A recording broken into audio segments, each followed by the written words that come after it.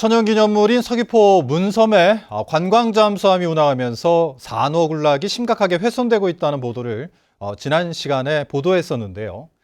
왜 이런 상황이 발생했을까 알아보니 문제는 문화재청에 있었습니다.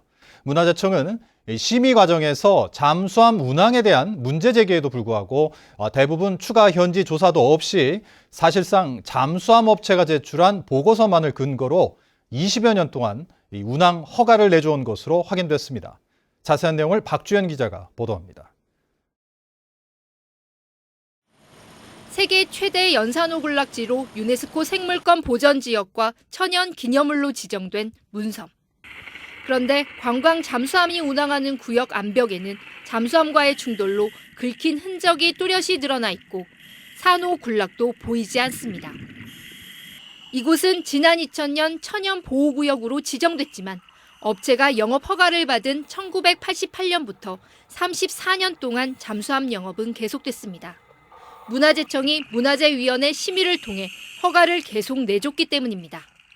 문제는 지난 2001년부터 실시한 심의에서 잠수함 운항에 대한 문제 제기가 이어져 왔지만 대부분 추가 현지 조사 없이 업체가 제출한 모니터 보고서를 근거로 허가를 내줬다는 겁니다. 실제로 20여 년 동안 허가 과정에서 현지 조사를 벌인 것은 단 2번. 문화재청은 해양 생태 전문가 1명이 포함돼 모니터링을 하는 데다 심의위원들이 전문가이기 때문에 허가 절차에 문제가 없다는 입장입니다. 그러나 환경단체는 해당 모니터 보고서만 보고 현지 조사 없이 허가를 내는 것은 문제가 있다는 지적입니다.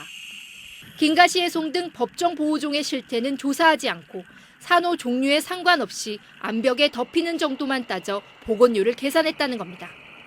특히 해저 암벽이 훼손된 것으로 드러나 심의에서 여러 차례 지적됐는데도 한두 차례 보류한 뒤 조건부로 허가를 연장해온 것은 직무유기라는 주장입니다.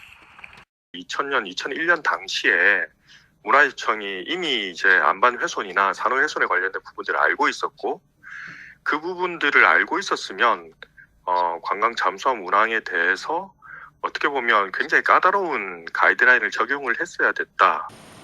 서귀포 관광 잠수함 운항 허가가 내년 말로 끝나는 가운데 문화재청과 제주도는 환경단체와 함께 오는 17일 문섬 현지 조사를 벌이기로 했습니다.